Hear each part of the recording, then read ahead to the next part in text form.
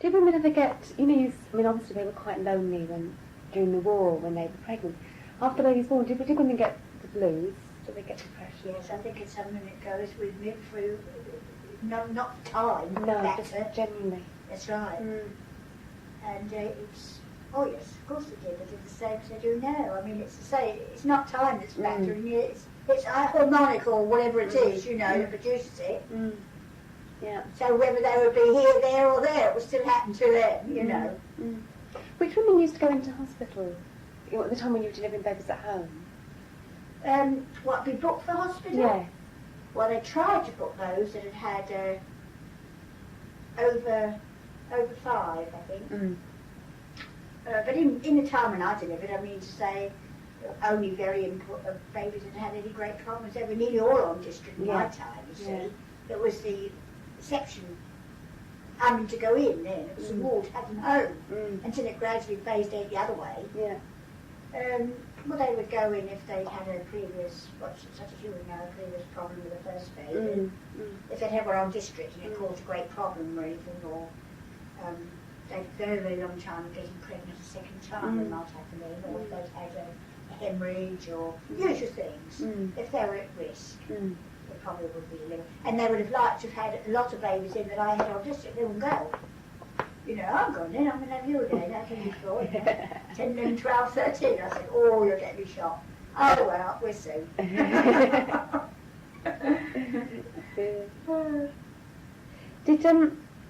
I've heard about the midwives we went to see last week were talking about churching.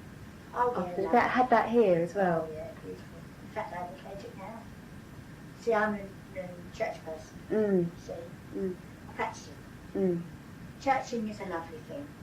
Churching is I was churched, even with my stillborn as well, because I felt I still had to give thanks for myself, and I had a very sad occasion to go. I went on my own, churching my child I lost, but I was churched with both my other children. In fact, the whole idea was you were always churched before you went out.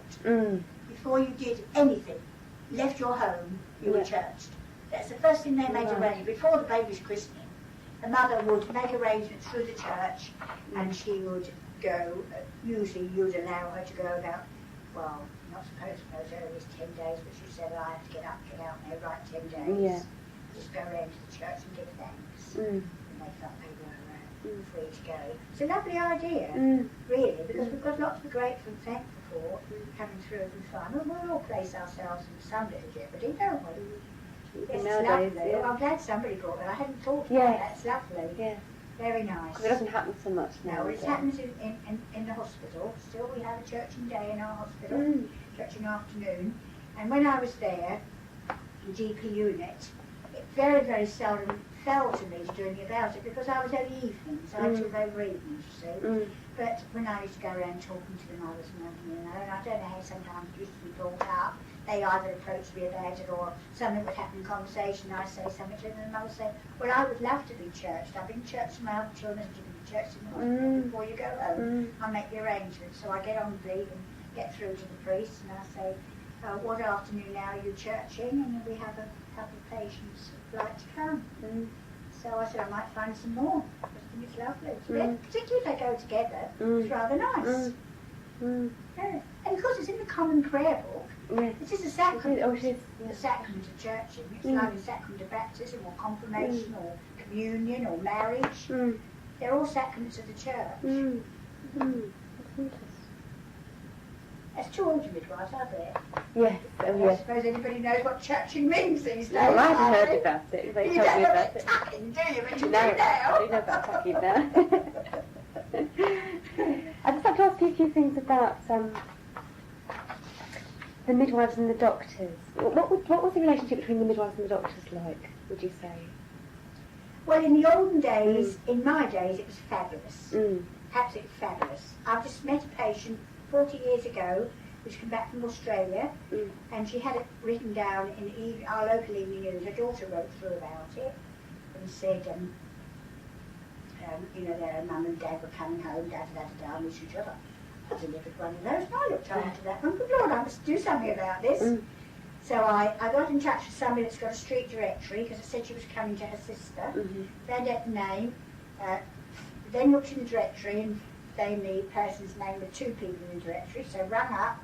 One was edible, obsolete, the other one was out, so I thought, well, tomorrow morning, Sunday, when I come from church, I'm going to find that one, so I'll go to the house, ask if I could speak to this lady, and they said, oh, she hasn't arrived yet, she's over from Australia, who would you be? Stood there, and I thought, well, she won't know me, she's a sister, so I told her who I was, and everything.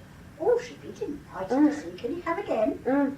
So this is what goes back to, we got talking and we were saying, because she had to have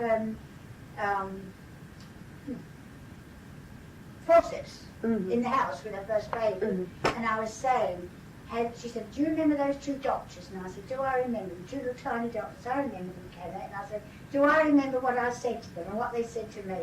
I said, oh, I do hope I haven't brought you egg unnecessary. And the doctor said, when a midwife sings, it is always necessary. Oh, that's wonderful, isn't it? Yeah. And that's the standard that we were at. Yeah.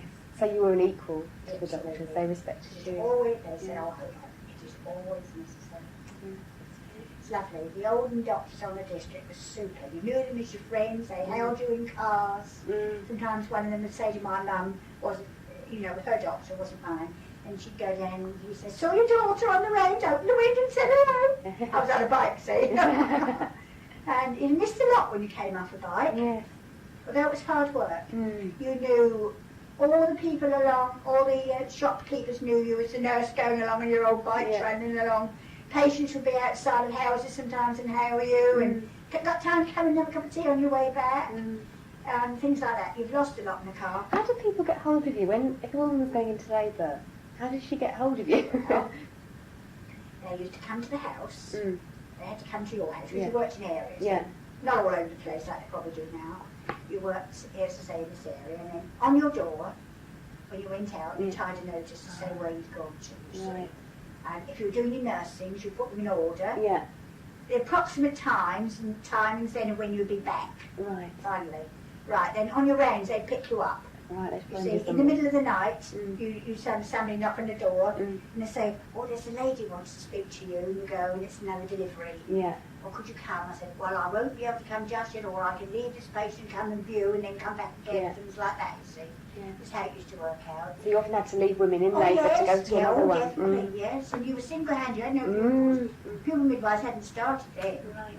you see, not to come out with a Right, midwife. yes. So did you ever have any BBAs? Not many, yes, I did. I must admit I have had a BBA, or I've been sent to a BBA too. Not many BBAs, you'd be surprised. Yes. Mind you, we were dashing about our bike like hooligans, I can tell you Yeah, I that. bet you were. Must have been sick. God. From road to road, it was terrific. All in the middle of the night, travelling along, you know. Yeah. And the thing was, you didn't know whether to take your full bag with you. What you used to do was to put your Mac on over your clothes. You used to think, now if I'm going to take all my full bag, well, I'm going to need it there before I want it in this one, you know. Yeah. They used to sometimes try to get 2 sets of them things each, so you could move them along. It's been heavy on you, bike. Yeah, it well. was. Oh, yes. How many babies do you reckon you delivered Oh, I can't remember. in a week? How many? Well, that would vary. Yeah. One weekend, my most priceless weekend of all was 7 in a weekend, single-handed, and that's when I had that big baby. And I had the only time, I've done it twice, but the only time I've been so desperate, I was drunk tired. There is such a thing. Yeah. You can be drunk on drinking, say, 10 pints of water if you go on drinking, you can get drunk.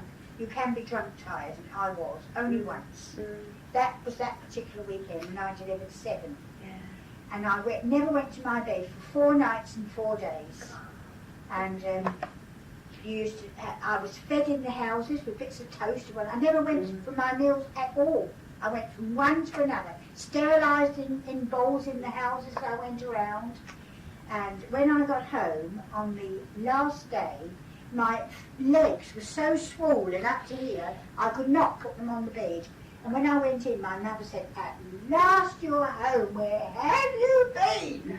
You know, it's about 7 in the morning, she heard me come in, I said, oh Mum, I don't think I can get up the stairs. I dropped my bag in the hall, she came down, she pushed me up, so I go down and make a cup of tea. I always remember this story. And when she came up, I was laid on the floor, and she said, you'll have to get on the bed because you're going to sleep. I said, I'm too tired. She let me get some clothes off for you. She helped me undress, pushed me onto the bed, and I never woke up for 48 hours. I never passed urine, I never waited for food, I never did anything. And my mother was so frightened, she rang in to find out if I was all right. First she rang me supervisor and everything, because she's just in a coma. So the supervisor said, well, she's been having lots of deliveries and everything. She said, go over and get her midwife friend, get her down and see what she thinks. She said, no, she's not in a coma, she's just in a dead sleep.